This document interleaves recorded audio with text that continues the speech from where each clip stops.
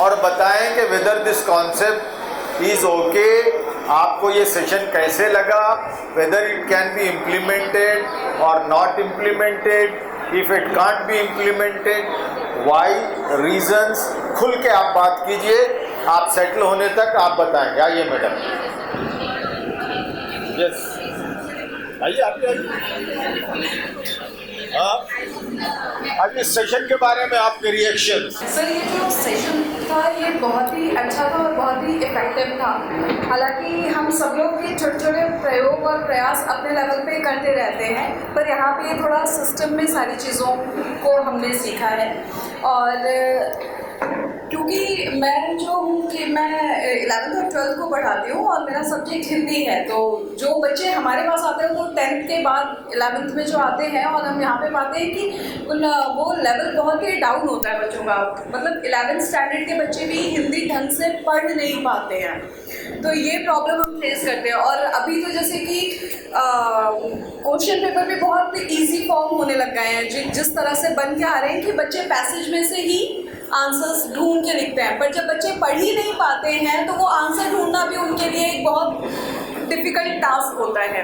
तो इसके लिए मतलब मैं अपने लेवल पे जो प्रयास करती हूँ वो इस तरह से कि मैं उनके लिए हर एक लेसन का एक एक्टिविटी शीट बना लेती हूँ। तो जिस आधार पे जो क्वेश्चन पेपर उन्हें देखना होता है, मतलब जो बोर्ड्स में वो देखते हैं, तो वो क्लास में डेली उसको देखते हैं, और वो शीट मतलब वो लेसन कंप्लीट करने के बाद, वो पार्ट पूरा करने के बाद फिर वो शीट हम उनको देते हैं, और उनको हम अपना ओन टाइम देते हैं कि वो अपने लेवल पे उसको समझे और करके दें। और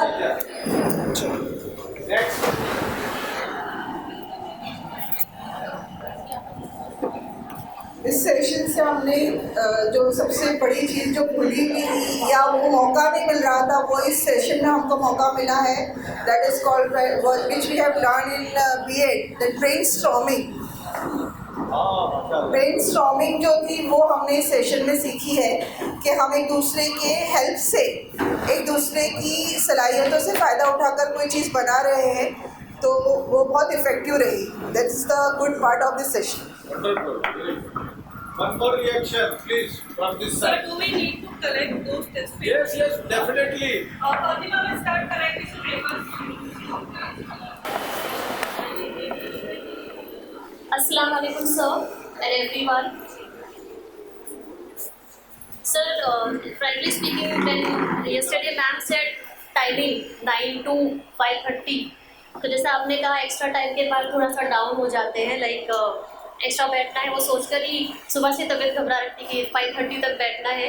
बट अल्हम्दुलिल्लाह माई पर्सनल आई से सर कि अब से अगर लाइक आफ्टर 2 भी I am fully charged to see your lectures, because I am getting something out of it. I think B.Ed के बाद this is my first experience where actually I am sitting and my brain is working कि what outcome should I like take from you also and to give my students when they will be coming back इंशाल्लाह by 15th June।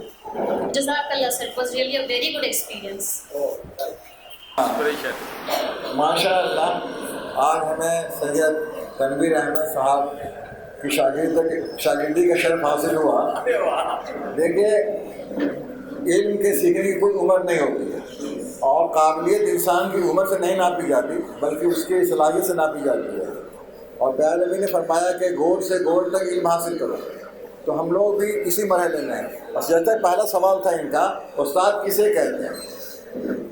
उस्ताद कौन होता है? जो पढ़ता है, जो सीखता है, वही उस्ताद है। माशाल्लाह ये बात मुझे बहुत पसंद आई, और बहुत कुछ मैंने इनके आज के ट्रेनिंग से सीखा है अभी तक, इंशाल्लाह और भी सीखेंगे। और देखो, इल्म बिखरा हुआ है कायनात में, और आपको क्या हुक्म दिया गया है? क्या? हाँ, अल इल्मु ज़ालतुल मोमिन, हमारी चीज़ है जो गिर गई थी कहीं जेब से हमारे, हम जहाँ मिली हमें फ़ौरन उठा लेंगे, हम पहचान लेंगे ये मेरी चीज़ है। तो माशाल्लाह आज इल्म इनके ज़रिए मिल रहा है। हम पूरी कोशिश करते हैं कि अपने दिमाग में और कागज़ पर भी मुंतकिल करके इनको हम महफूज रखें और इसको अप्लाई करें अपने ज़िंदगी में, अपने तालीम के महकमे में इंशाअल्लाह। बहुत बहुत शुक्रिया। देखिए, आपको मैंने एक कॉन्सेप्ट बता दिया, बहुत संक्षिप्त में बता दिया हूँ। इसके बाद मैं हेडमिस से, प्रिंसिपल मैडम से ये गुजारिश करूँगा कि AICU को इम्प्लीमेंट करने के लिए 5 टीचर्स की कोर कमेटी बनाइए, उनका एक व्हाट्सएप ग्रुप बनाइए उसमें मुझे भी शामिल कीजिए। और अगर आपका मैनेजमेंट ये डिसाइड करता है कि AICU को इम्प्लीमेंट किया जाए तो उस ग्रुप को हम एक्टिवेट करेंगे, वरना उस ग्रुप को भूल जाएंगे। ठीक है, राइट।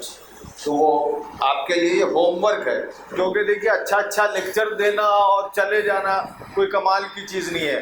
लेक्चर से ज़्यादा follow up is very very important. मैं एक चीज मजीद एनाउंस करना चाह रहा हूँ कि तनवीर साहब भी हमारे मैनेजमेंट का एक हिस्सा है, समझे? तो what ever his rule will come that will be followed by everybody, समझ? जो कुछ वो कमांड देंगे हम सब फॉलो करेंगे। तो माशाल्लाह ये हमारे मैनेजमेंट का एक पार्ट है, बल्कि हमारे सुपीरियर है, दैट्स ऑल। अरे नहीं सब ओके। देखिए महफूज भाई ने जब सुबह अपनी गुफ्तगू स्टार्ट की तो इस स्कूल का ऑब्जेक्टिव उन्होंने बताया, और हमारी अभी बहन ने कहा कि learning outcome. Okay, this is very very important. दुनिया में जो चीज़ भी करते हैं उसका आउटकम क्या है वो डिसाइड करना है, और मोमिन मुसलमान वो तो हमेशा जो है इस बात को दिमाग में रखता है कि मेरे इस एक्शन का आउटकम क्या है। आउटकम बेस्ड लर्निंग हमारा बहुत अहम हिस्सा है, वो हमारे गुट्ठी में डाला गया है। हम बेमकसद ज़िंदगी नहीं गुजार रहे हैं। कहाँ जा रहे हैं? जा रहे हैं। अरे कहाँ जा रहे हैं? जा रहे हैं। ये कोई जवाब नहीं है। हम कहाँ जा रहे हैं डिसाइडेड होता है, क्यों जा रहे हैं डिसाइडेड होता है। ओके, तो अल्हम्दुलिल्लाह। तो नाउ हम इस द स्कॉलर स्कूल की टीचर्स हैं, तो आप ये बताएं कि स्कॉलर स्कूल का ऑब्जेक्टिव क्या है? Simple, what is the objective of the scholar school? जी, knowledge, to impart knowledge. Wonderful जी, बोलिए। और सही और गलत की पहचान, माशाअल्लाह जी, very good, to the greater extent your reply is very good. और माशाअल्लाह 100 marks in the real sense. देखिए हम जब तक अल-फलाह द स्कॉलर स्कूल से जुड़े रहेंगे, रात में अगर हमें जगाकर पूछा जाए कि आप बच्चों को क्यों पढ़ा रहे हैं, तो आप ये बोलेंगे कि to make them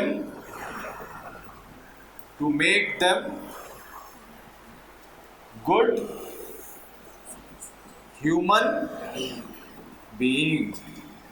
okay, to make them good human being, ये द स्कॉलर स्कूल का मकसद है। गुड ह्यूमन बीइंग का डेफिनेशन बहुत वास्ट है। ओके, गुड ह्यूमन बीइंग को अगर हम अपनी आइडियोलॉजी में डिफाइन करें, ये आपका मकसद है द स्कॉलर स्कूल का। ओके, हमारे पास मुस्लिम बच्चे हैं, आगे नॉन मुस्लिम बच्चे भी आएंगे, उन सब के लिए ह्यूमन बीइंग बनाना है। The best human being would be the best citizen. The best citizen means a best Muslim, best Muslima.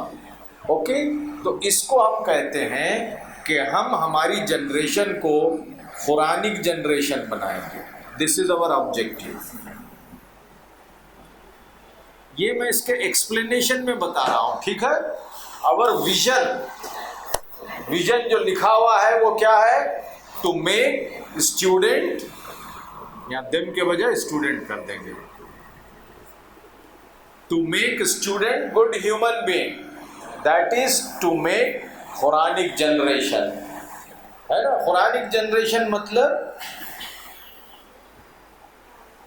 क्या, कैसा डिफाइन किया गया कुरान मजीद में? खैर उम्मत मतलब best human being, good human being. Okay, दो जो पूरी इंसानियत के लिए खैर होता है। Okay, benefactor, is it not? So this is a Nobel objective. The best human being यानी कि खैर उम्मत यानी Quranic generation. So You are part and parcel of this great vision. Okay, henceforth, if anybody asks you what is the vision of the scholar school, what would be your reply? To make them good human beings. Very good. To make them ambassador of Islam. Right? चलता पुरता नमूना. Humanity. Right. तो ये clear हो गया ना। अब ये आप गुड ह्यूमन बीइंग कैसे बनाएंगे, ये बहुत बड़ा टास्क है। अब इसको डिस्कस करने से पहले और थोड़ा सा हम दूसरी चीज ले लेते हैं, फिर उस पर आते हैं।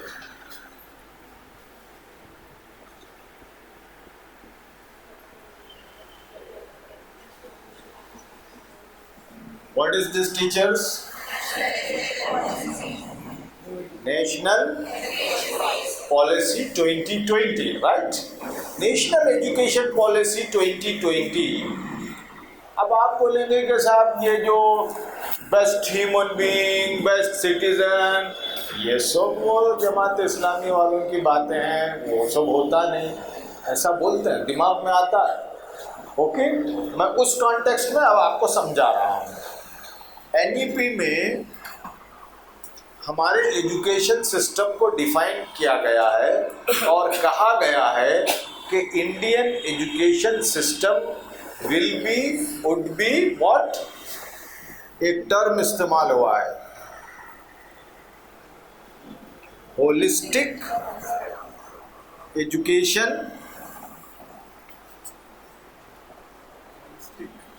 holistic education system. This is the objective of NEP 2020. Okay? देखिए, गवर्नमेंट के जो पॉलिसीज होते हैं, ये पॉलिसीज अच्छे भी होते हैं, बाज़ वक्त कुछ वीकनेस होती है, तो हमारा काम ये है कि उन वीकनेसेस में पॉजिटिव चीज़ें भी तलाश कर लेना है। तो हमारी जो अभी NEP 2020 है, उसमें कई पॉजिटिव चीज़ें हैं। उन पॉजिटिव चीज़ों में से एक है कि the definition of education has change. अभी गवर्नमेंट बोलती है कि our entire system of education should be holistic, right? So BEd में हमको पढ़ाया गया है। Now tell me, what is holistic approach of education or what is holistic education? Okay, 3 teachers आए और यहाँ डेफिनेशन को लिख कर जाएं। Please come one by one, willingly.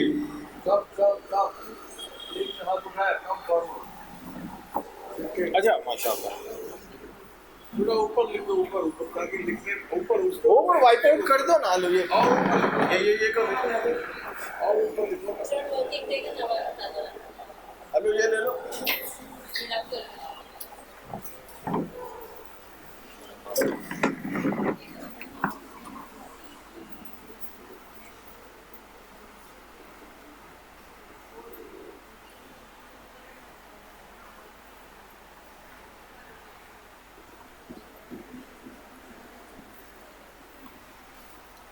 Wow, very good handwriting, mashallah. Ma'am always keeps on complaining about handwriting. चलो come on, go Thank you, sir. वही Overall development of the child that includes physical. Can I say it because it will take a lot of time for me to write. Holistic approach means the overall development of the child that can include physical and we can say emotional development of the child, physical development of the child, the way he behaves, everything it will include. Very good. Yes. Very good. चलिए आगे। Yes. Thank you, sir. Sir, adding on to what ma'am said, I agree with her. So simplifying this, I will say that holistic development is 3H. That is your head, heart and hand. Every learning related to these 3 things would come under holistic. Very good. I got the answer. Okay, यही जवाब मैं चाह रहा था and उसको हम और थोड़ा सा सिंप्लीफाई करते हैं। ओके, सिस्टर ने हमारे कहा 3H, and these 3H are proposed by a great educationist. क्या नाम उसका बताएंगे आप जी?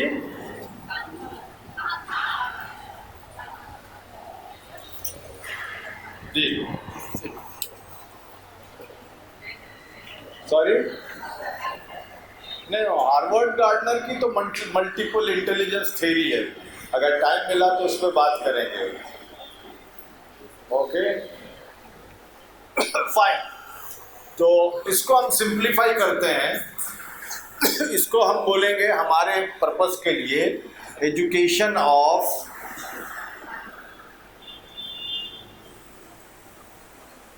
Heart and mind, right? Holistic approach of education is education of heart and mind. मैं हैंड निकाल दिया हूँ इसलिए कि इस एजुकेशन में, माइंड वाली एजुकेशन में हैंड भी शामिल हो जाता है।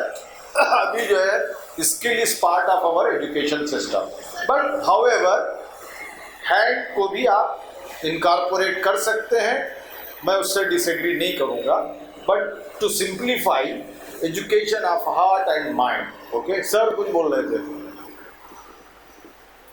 Yes, somebody was saying something. The spirit will come in the heart. Okay? अब आप बताइए, education of mind, we are engaged in that and we have been doing the education of mind and we are putting lot of efforts for education of mind. But what do you mean by education of heart? दिल का इलाज, दिल की तालीम, इसको क्या कहा जाता है उर्दू में? मौलाना कमाल साहब आप हेल्प कीजिए।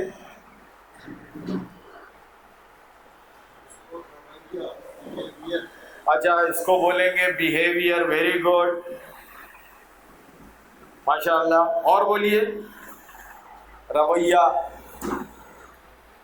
देखिए बहुत सही है, लोग बड़े एजुकेटेड होते हैं, हम लोग काउंसलिंग भी करते हैं बेंगलोर में, तो ऐसा है ना, हस्बैंड एंड वाइफ के बहुत सारे प्रॉब्लम्स आते हैं।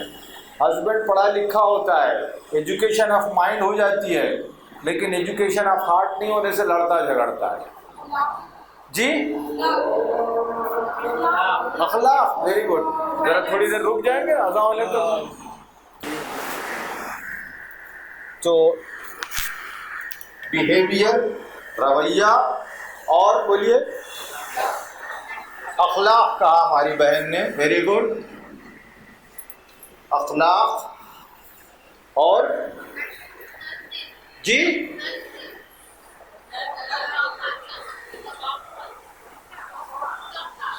सॉफ्ट हार्ट, ठीक है, वो एक कैरेक्टर कहा आपने, ठीक है, सॉफ्ट हार्ट। नैतिक विकास अखलाक में आ गया। कंपैशन, ठीक है, ये सारी चीज़ें हार्ट की एजुकेशन के एलिमेंट्स हैं। हार्ट की एजुकेशन के लिए कुरानिक एक टर्म है, वो क्या है बताइए? और उलमाए कराम बिल्कुल याद है उनको, जरा सा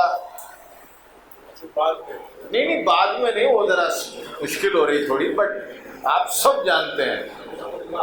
हाँ? नहीं, अल्लाह ताला ने रसूल को क्यों भेजा, उसका जिक्र है उसमें। नहीं, और बोलिए कुरानिक आयत की रोशनी में बोलिए। माशाअल्लाह, पढ़ के सुनाइए क्या आयत है? युज़क्कीहिम, बोलिए जरा, खड़े होके पढ़िए। आयातिही हिकमा, यस। तो वहाँ देखेंगे आप दोनों चीज़ें हैं। किताब किस तरफ इशारा करती है? एजुकेशन ऑफ माइंड, और तज़किया एजुकेशन ऑफ हार्ट। तो ये जो होलिस्टिक एजुकेशन है, education of heart and mind, is basically the concept of Quran. ठीक है, तो एजुकेशन ऑफ हार्ट को हम क्या कहेंगे? मौलाना ने क्या कहा कुरान आयत की रोशनी में? तज़किया। वो तज़किया या तज़किया नफ्स, ओके, नफ्स, दिल। तो समझ गए आप लोग? ओके, अब जरा और बताइए आप कि एजुकेशन ऑफ माइंड अब हम नहीं लेते हैं, इसके बाद जो है एजुकेशन ऑफ माइंड को मैं वाइप आउट कर रहा हूँ, इसलिए कि आप you are engage in this and you have been doing education of mind, but yes now the paradigm has been shifted. Education of mind is also has taken 180-degree shift. Okay, earlier education of mind was to just memorize, transfer the knowledge from teacher's mind to student's mind. But now transfer of knowledge, transfer of information is no more, because information is available in your handsets, smartphones. Okay, your smartphone has more information than you. Okay, then what is the requirement of information to possess? Okay, now the requirement is use of information. How better you use the information. And information के better utilization को क्या कहा जाता है? Hikmat. The simplest definition of hikmah, wisdom, is utilization of information for the betterment of society. Is hikmat. हिकमत ये धोखाधड़ी का नाम हिकमत नहीं है, साजिश का नाम हिकमत नहीं है। यानी आपके पास जो इंफॉर्मेशन है वो आपकी बेहतरी, समाज की बेहतरी के लिए इस्तेमाल करते हैं, तो वो हिकमत है। ओके, तो उस पर हम डिस्कस नहीं करेंगे। Now education of heart, how many of us are doing education of heart? हम में से कितने लोग ये काम कर रहे हैं? बोलिए, आप कर रहे हैं? माशाअल्लाह। 3 sisters, please come forward and share your experiences, how you are doing imparting education of heart. 2 from sister side, 1 from Maulana. जी बोलिए।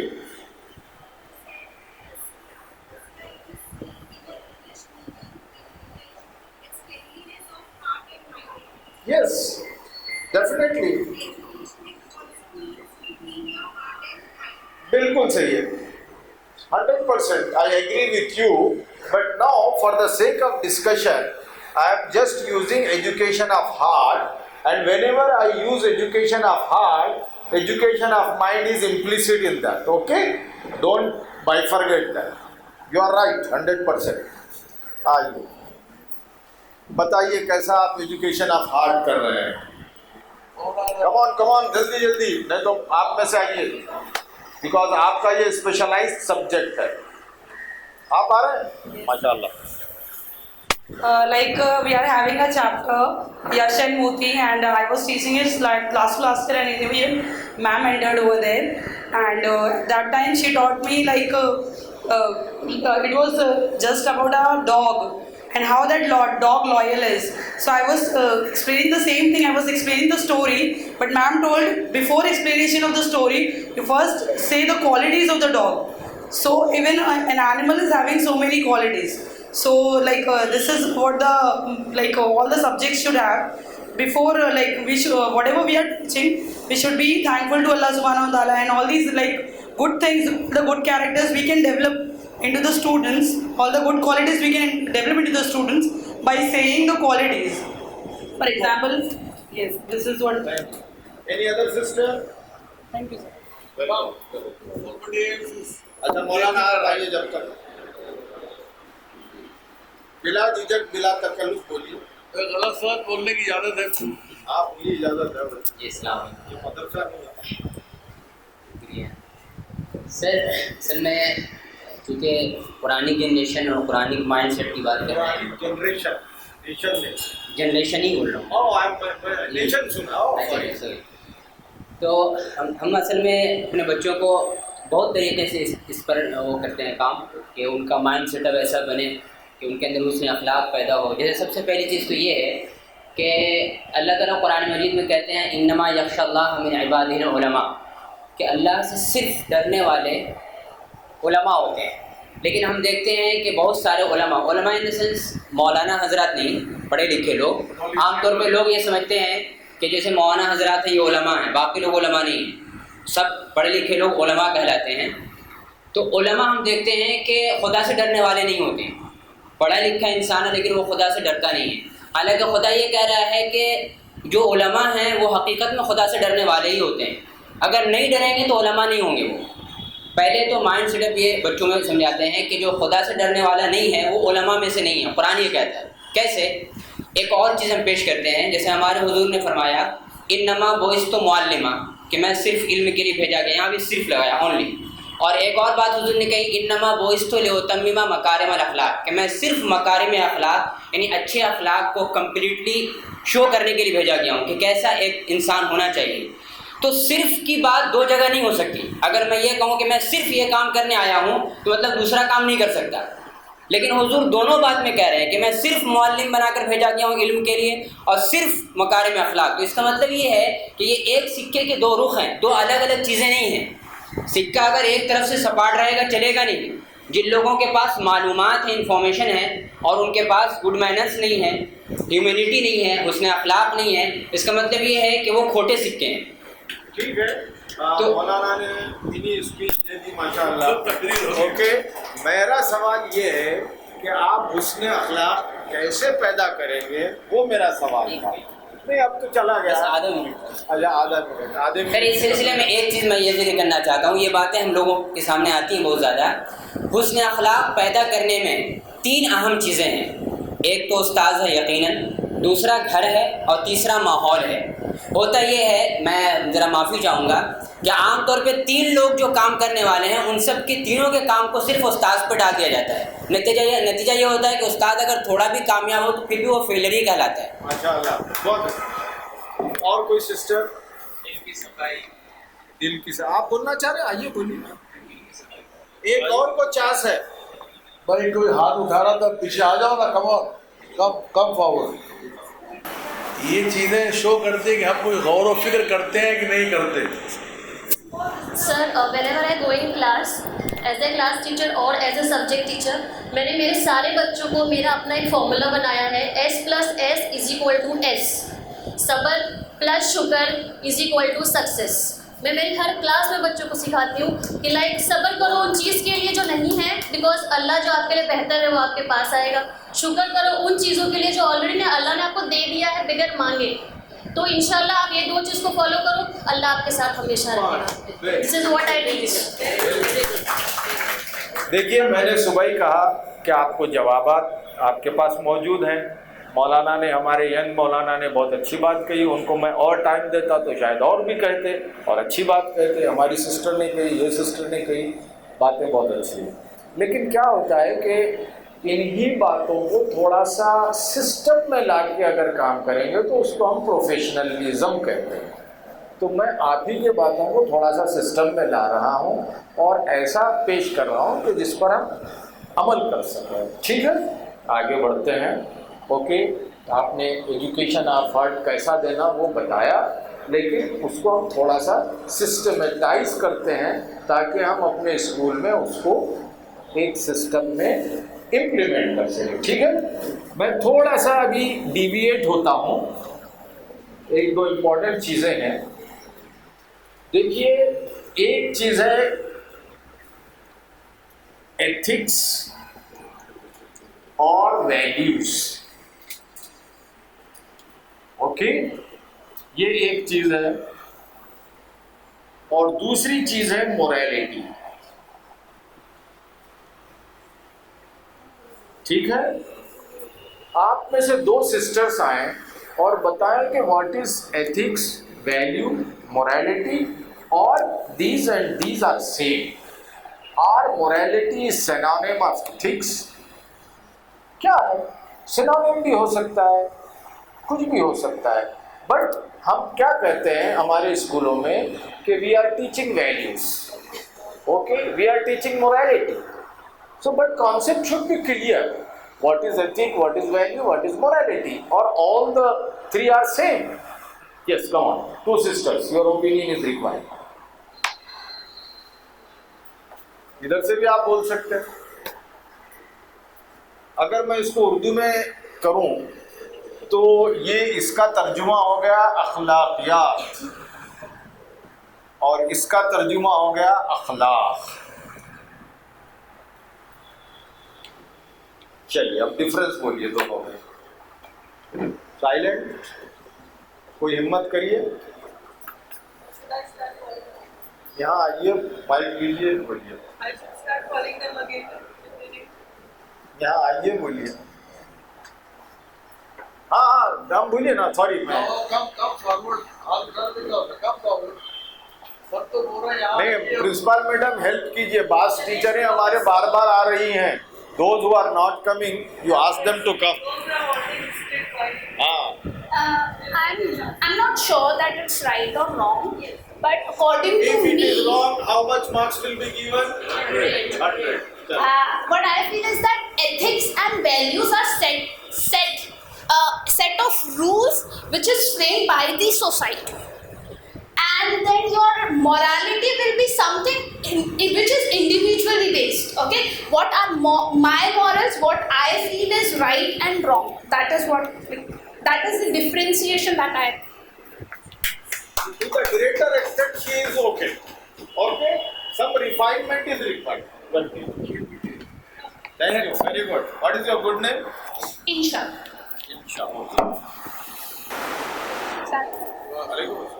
So, as teacher Insha said that ethics and values are basically the rules of principles, and morality is like values, the things that we. ऊपर की बात बोल रहे हैं आप. Morality is like what is right and what is wrong, what is accepted. Values are also what is right and what is wrong.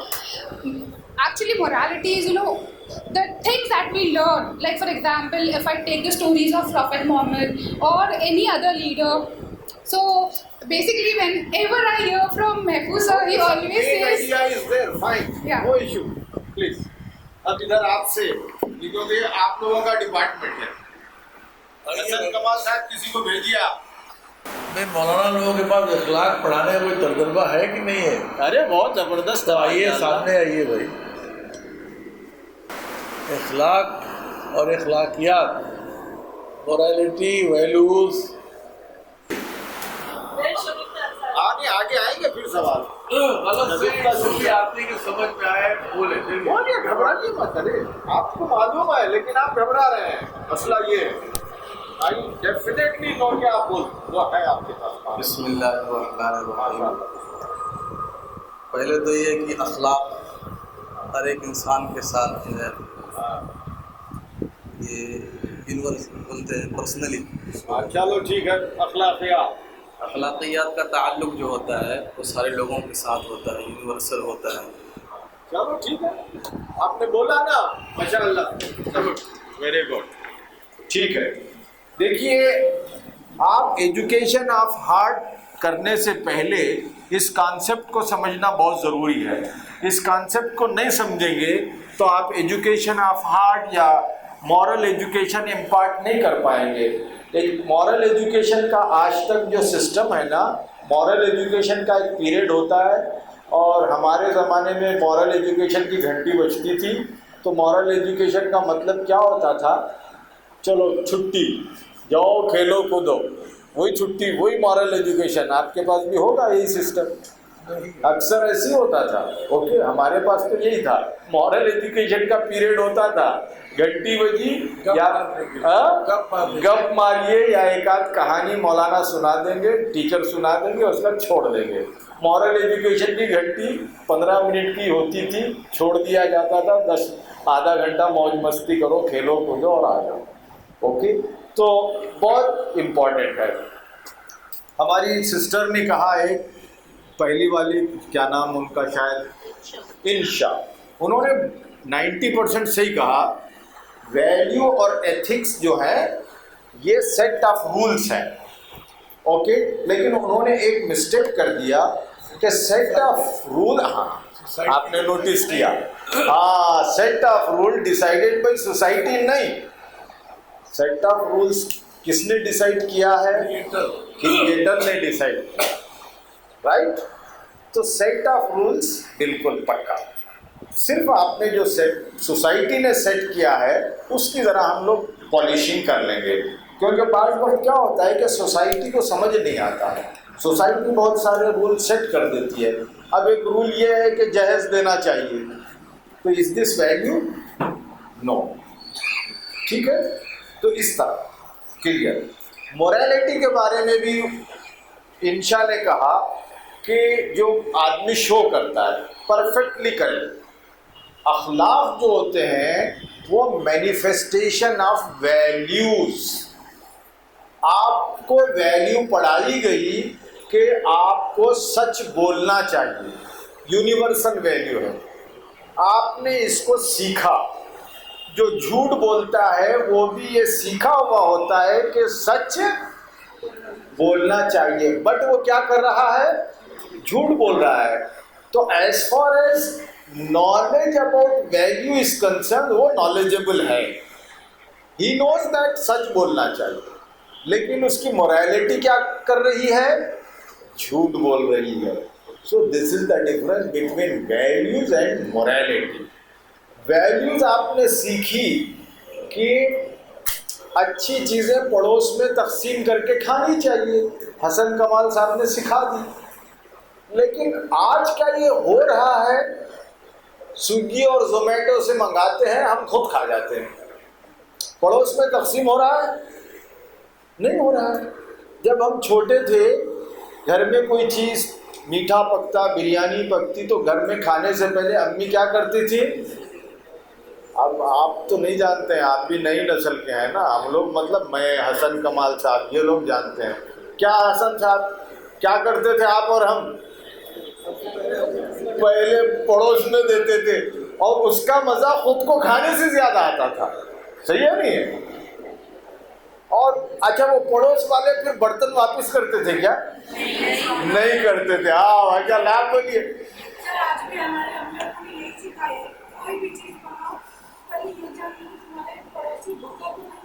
अच्छा, आपके अब्बा का नाम? जी, अरे वाह, तो फिर ऐसे अब्बू सबको मिले। तो माफ करना भाई, आप नहीं थे, आपकी तारीफ हो रही थी। अच्छा, वेरी गुड, माशाल्लाह। हर नई नस्ल के बच्चे को ऐसे ही अब्बू अता फरमाए, ठीक है, वरना ये तो चला गया है। Okay fine, very good. तो ये क्या है? वैल्यूज जब प्रैक्टिकल शो होते हैं तो उसको हम क्या कहते हैं? बोलिए, जोर से बोलिए। मोरालिटी।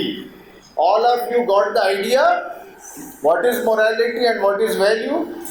मोरालिटी पहले क्या वैल्यू पहले?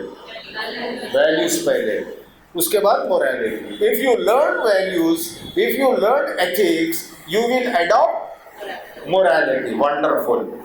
अब क्या है कि ये अखलाकियात को अखलाक में बदलने के लिए सेट ऑफ रूल्स हमारी सिस्टर ने कहा। अब ये सेट ऑफ रूल्स अल्लाह ताला कुरान नाजिल कर देता, रूल्स दे देता, तो भी काफ़ी था, मगर ऐसा क्यों नहीं हुआ? बोलिए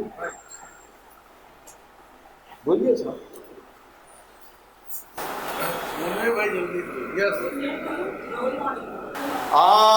माशाअल्लाह, उसने रोल मॉडल को भेजा।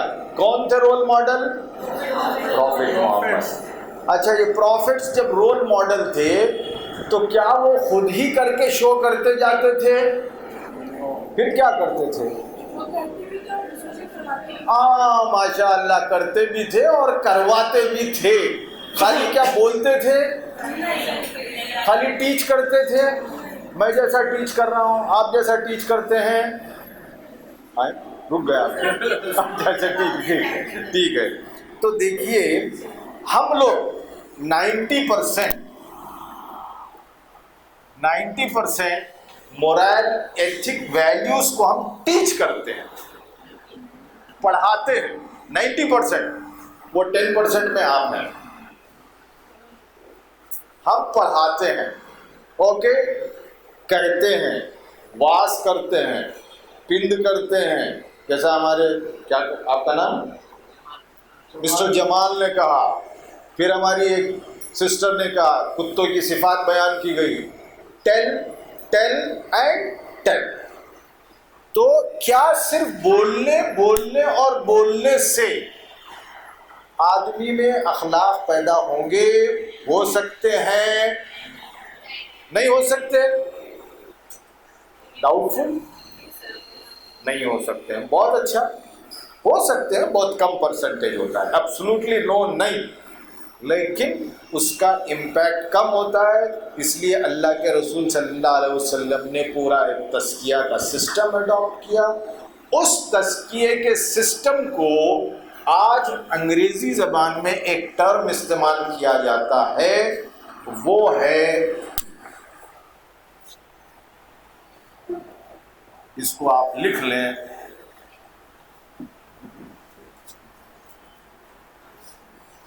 क्या है ये बोलिए?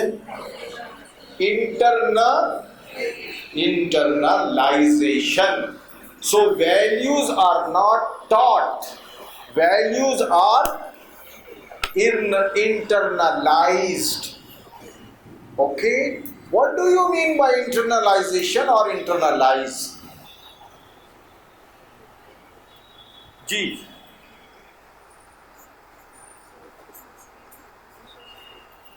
देखिए, टीच करना, ट्रांसफर करना, मैंने मिसाल दिया कि आपने सच्चाई के बाद, हाँ बताइए, हाँ माशाअल्लाह, वेरी गुड। इनकलकेटिंग, इम्बाइबिंग, बच्चे के अंदर पैदा करना, ओके। मखजन, क्या कहते हैं उसको? मखजन नहीं, इंटरनलाइजेशन मतलब जज्ब कराने को क्या कहेंगे कमाल साहब? बच्चे के अंदर जज्ब करा देना। नहीं बैठे नहीं, उसके उर्दू का टर्म मैं तलाश कर रहा था जी।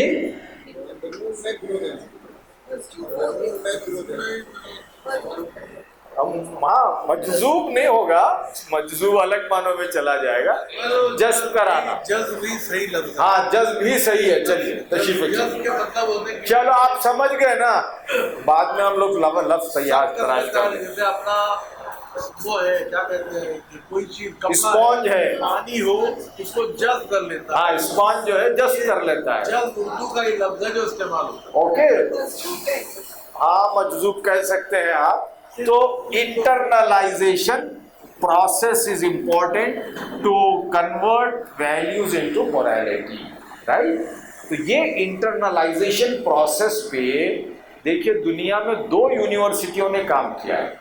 ये काम हमें और आपको करना चाहिए था, क्योंकि ये हमारी ज़िंदगी का मकसद है। और हम और आप किसके वारिस हैं? अंबिया के वारिस हैं। और हमारे दोस्त ने कहा कि हर इल्म रखने वाला वो वारिस होता है। तो इल्म रखने वाला मतलब उलमा नहीं, उलमा का डेफिनेशन ये नहीं कि वो नदवा से, देवबंद से फारिग है। आप भी आलिम बन सकते हैं, मैं भी आलिम बन सकता हूँ। मैंने एक चीज़ समझी है, एक हदीस समझी है मैंने, तो मैं उस एक हदीस का क्या हूँ? आलिम हूँ। ओके, तो आपके पास इल्म आएगा तो जाहिरी बात है आपका लेवल ऊंचा होगा। Got the point? ओके, तो अभी जो है हम क्या कर रहे हैं, आज तक वैल्यूज को भी मैथ्स के जैसा पढ़ा रहे हैं, वैल्यूज को भी फिजिक्स के जैसा पढ़ा रहे हैं। कैसा पढ़ा रहे हैं? आपने किताब ली, एक कहानी खोली और कहानी को एक्सप्लेन कर दिया और आपने समझ लिया कि ये इंटरनलाइजेशन हो गया। क्या हो रहा है इससे इंटरनलाइजेशन? वो एक ट्रेनर बोलता है, बच्चों के साथ हमारी जो पेरेंटिंग हो रही है और बच्चों में जो इंटरनलाइजेशन हम करना चाहते हैं, पहले रोकते हैं। 3 नुकाती फार्मूला, रोको, उसके आगे हमारा इंटरनलाइजेशन का प्रोसेस क्या है घरों में? रोको, टोको, फिर उसके बाद ठोको। ठीक है, रोको, टोको, ठोको। क्या इससे इंटरनलाइजेशन होगा? नहीं होगा। तो कैसे होगा इंटरनलाइजेशन? प्रिंसिपल मैडम, दो को मौका दीजिए, let them come and share their experiences और give suggestions, then we will go forward.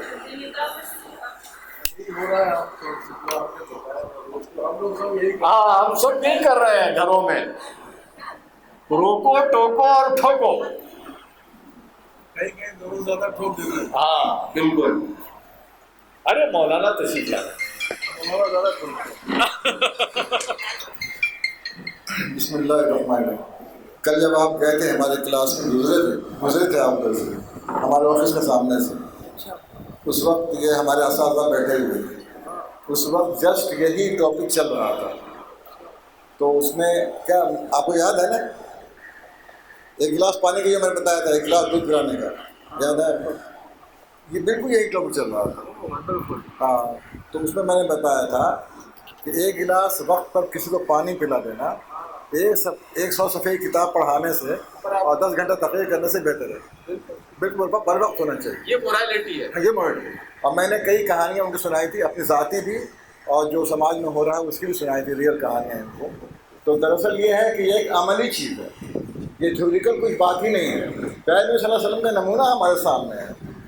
नबूवत से पहले भी आपके कैरेक्टर ऐसा था कि बीबी खदीजा ने क्या कहा कि अल्लाह आपको बर्बाद नहीं करेगा, नाकाम नहीं करेगा, क्योंकि आप क्या यतीमों के सर पे हाथ रखते हैं, माजूरों का काम आते हैं, बेवाओं का काम आते हैं, ज़रूरतमंदों की ज़रूरत पूरी करते हैं आप। ये गवाही दी उन्होंने उस वक्त। तो यही चीज़ है असल प्रैक्टिकल। पूरी लाइफ देख लीजिए आप कि पूरी ज़िंदगी एक अमली। हम भी अगर इस चीज़ को अपने कैरेक्टर में अपनाएं, तो मैंने कहा था कि इस्लाम को हम या तो फैला रहे हैं या इस्लाम से बदजन कर रहे हैं लोगों को। अपने चलने फिरने काम कर जितने बिहेवियर है, हम दोनों में से कोई ना कोई काम कर रहे हैं, या तो उसका मुस्बत जा रहा है पैगाम या मंफी जा रहा है। तो इसी बात से हमने इनको तरगीब दी कि हमारे बच्चे जो हैं उनके सामने एक अमली नमूना बने। और एक आध मिसाल मैंने दी कि यहाँ पे एक बच्चा आया था दाखिले के लिए, बहुत परेशान था और ऊपर। हाँ, तो मेरे सामने आ गया, सर प्यास मुझे बहुत लगी है। मैं चाहता तो किसी खाला को बुला कर कहता है इनको पानी पिलाओ या बता दो पानी कहाँ पर है। मैंने कहा प्यारे बच्चे बैठो आप यहाँ पर। मैं गया, गिलास को साफ़ किया, अंदर से पानी ला के उसको जैसे पिलाते हैं अदब से पेश किया मैंने, और मैंने बताया कि आप पानी पियो, बैठ करके 3 सांस में पियो, और पानी बच जाए तो आप रख दो, मैं बाकी पानी पी लूँगा, फेंकना मत। शायद उस बच्चे के दिल में क्या बैठ गई कि अल्लाह ही जानता होगा। बहुत अच्छा। अब उनको मौका देंगे। बरतने की चीज़ है अखलाक।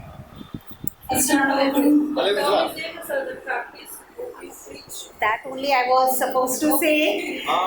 कि like the main thing is कि practice what you preach. अगर हम बच्चों को जाके स्कूल में सिखाते हैं कि आप ऐसे बैठो वैसे बैठो, हम खुद टीचर क्लास में, मतलब एक तरीका होता है टीचर्स का, when you present yourself the same way the student will present themselves in front of you. हम बच्चों से इधर आ तो उधर जा कर के बात करेंगे, हम we expect students कि वो पोलाइट हो, हम्बल हो, so it cannot be happening.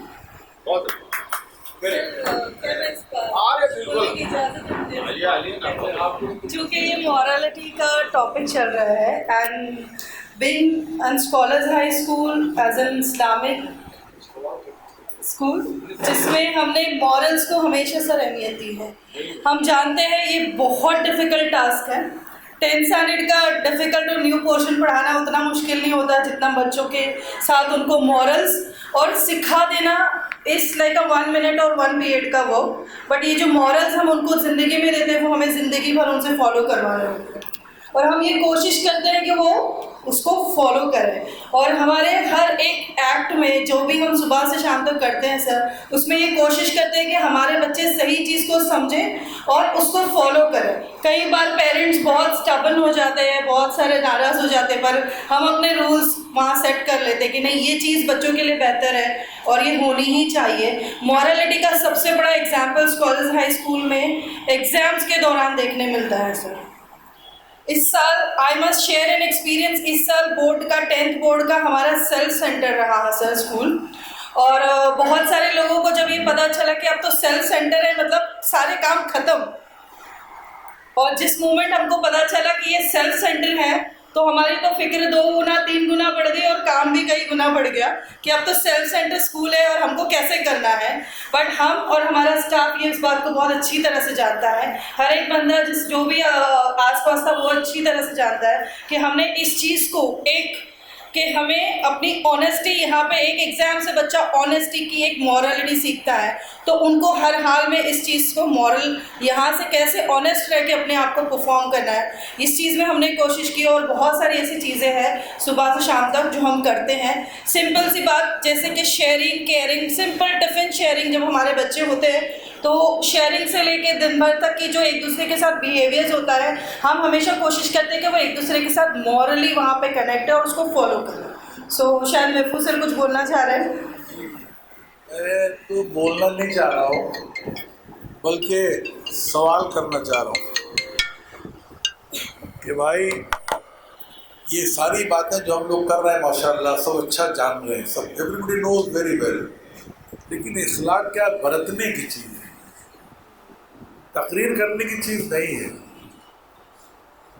एक आदमी को किस वक्त क्या ज़रूरत है, अब उसके साथ उस वक्त उस मरहले में किस तरह उसके काम आ सकते हैं, सिचुएशन वैरी, बहुत घटिया काम हो सकता है, बहुत बड़ा काम हो सकता है, लेकिन अगर हमने उस वक्त उसके साथ वही मामला, वही रवैया, वही बर्ताव किया, ये यही इखलाक है। अब मैं ये चाह रहा हूँ कि आप लोग सब यहाँ पर हैं, राइट फ्रॉम द हमारे प्रिंसिपल मैडम, जितने हमारे हेड्स हैं, वो जो सीनियर टीचर्स हैं, वो जूनियर टीचर्स हैं, वो जो नए हैं, जो पुराने हैं, सब इस बात का आप खुद से एहतसाब अपने ऊपर खुद निगाह डाल के देखें कि आया उनका रवैया क्लास में बच्चों के साथ किस तरह का होता है और क्या रहा है अब तक। हम बातें बहुत सुनाते हैं, मेरा रवैया भी गलत हुआ होगा, मैं नहीं कहता हूँ, और होता है, कभी कभी गुस्से में हम भी आते हैं, लेकिन मैं समझता हूँ शायद कोई इस बात की गवाही, अगर खुदा न खास्ता किसी के साथ मैंने बदसलूकी की है यहाँ पे, तो वो खड़ा होकर बताए कि मैंने बदसलूकी की है, बिना तकल्लुफ, कोई उसको प्रॉब्लम नहीं है, लेकिन उसको बताना चाहिए कि सर ये आपने बदसलूकी की। तो मैं ये चाह रहा हूँ कि हमारे जितने यहाँ पर छोटे या बड़े, नए या पुराने टीचर्स हैं, वो अपने आपस में या बच्चों के साथ उनका रवैया क्या है उस तरह का जिसको हम मॉरल वैल्यूज़ के पैमाने पर खरा समझ सकें, और अगर नहीं है तो मैं कहता हूँ कि आपको गौर करके इस पर ख्याल करके करना चाहिए कि हम हर बच्चे की इज्जत करें। ये मॉरल बरतने की चीज़ है, ये काइंडनेस सुनने की चीज़ नहीं है। मैं तमीर भाई की इजाज़त सॉरी ले ली है, तो मैं सिर्फ ये, अगर मैं गलत हूँ तो सर मुझे ठीक भी कर दें, इसलिए कि मैं कोई न फ़लसफ़ी हूँ, न कोई इल्म, ना आलिम हूँ, न कुछ हो, न कुछ। मैं प्रैक्टिकली जो कुछ कोशिश करता हूँ, मैं हर जगह, मेरे अंदर बहुत सारी खराबियाँ थी, लेकिन मैंने ग्रेजुअली अपने आप पर काबू पाने की कोशिश की है। बहरहाल हो सकता है कि न भी पाया हूँ, लेकिन मैं ये समझता हूँ मेरे बच्चों के अलावा कोई ये नहीं बोलेगा मैंने उनको कभी डांटा या मारा। अब मेरे बच्चे हैं, उनको डांटते भी हैं, मारते भी हैं, झिड़कते भी हैं, सब हाँ, टोकते ठोकते सब उनके साथ है, लेकिन दूसरों के साथ मैंने यहाँ पर कभी ऐसा सलूक, तो मैं चाहता हूँ कि हमारे टीचर्स बच्चों के साथ भी वही, आप जो कुछ उनको देंगे इससे बेहतर कोई चीज़ नहीं है कि आप उनके अंदर वो कैरेक्टर खुद पैदा, बच्चा गलती कर रहा है, शोर कर रहा है, नहीं पढ़ कर आ रहा है, काम नहीं कर रहा है, तो उसके साथ क्या करना चाहिए, किस इखलाक से पेश आकर आप उसको उस मकाम तक ले आएँ कि वो अपने आप को दुरुस्त कर ले। ये दरहकीकत बरतने का मामला है। अगर मॉरलिटी आप चाहते हो तो ये करना पड़ेगा। मैं इसमें सबके लिए मैं कह रहा हूँ कि हर आदमी, हमारी प्रिंसिपल मैडम के लिए भी और दूसरे सबके लिए एक पैगाम है मेरी तरफ से कि यही होना चाहिए, और अगर ये नहीं हो रहा है तो इस पर आप सब अमल पैरा हो और अहद करें कि इंशाअल्लाह आइंदा हम हमेशा ऐसे ही करेंगे। जज़ाकल्लाह खैर। बहुत बहुत शुक्रिया। और थोड़ा सा आगे बढ़ते हैं। आगे बढ़ने से पहले और दो छोटे छोटे कॉन्सेप्ट मैं आपको एक्सप्लेन करना चाहता हूँ। देखिए, एक सवाल है, आप दो यूनिवर्सिटी काम कर रहे हैं, दोनों यूनिवर्सिटी का कौन सी यूनिवर्सिटी? देखिए, दो यूनिवर्सिटी जो मॉडल इशू पर। ओ अच्छा, एक है कैम्ब्रिज यूनिवर्सिटी और दूसरा है लंदन का द किंग्स कॉलेज। देखिए, एक होती है टीचर, और अभी टीचर को कहा जा रहा है mentor. So you all are teacher और मेंटर। आप मेंटर हैं या टीचर हैं? बोलिए। You all are mentors.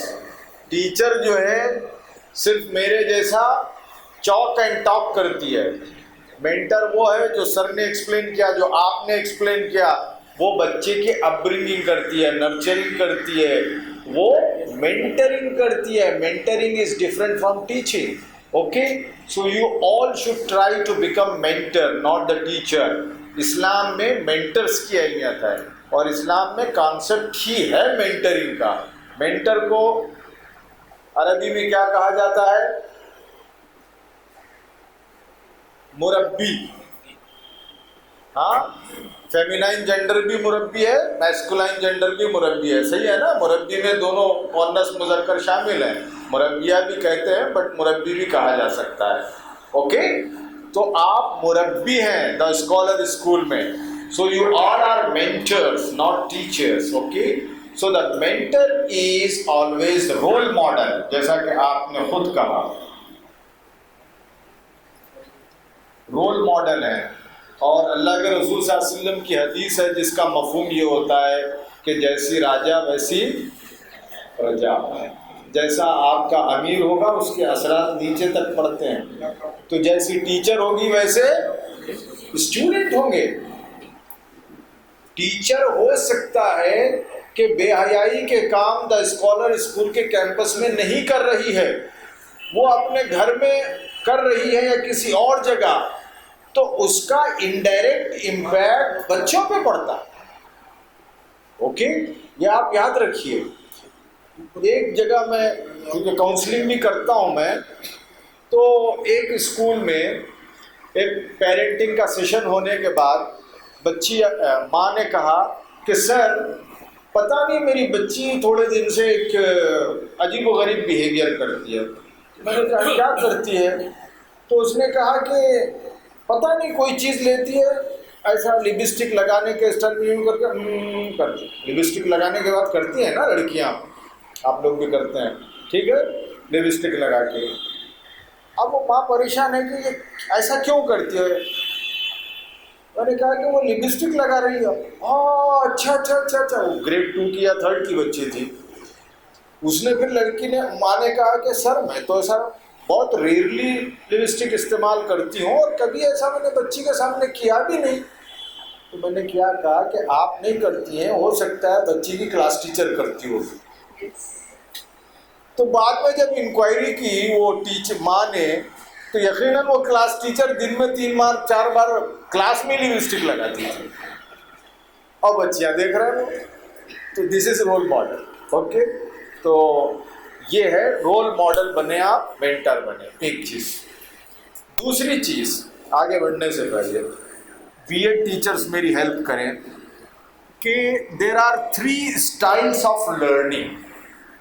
सीखने के 3 तरीक़े हैं, वेरी पॉपुलर बेसिक थिंग।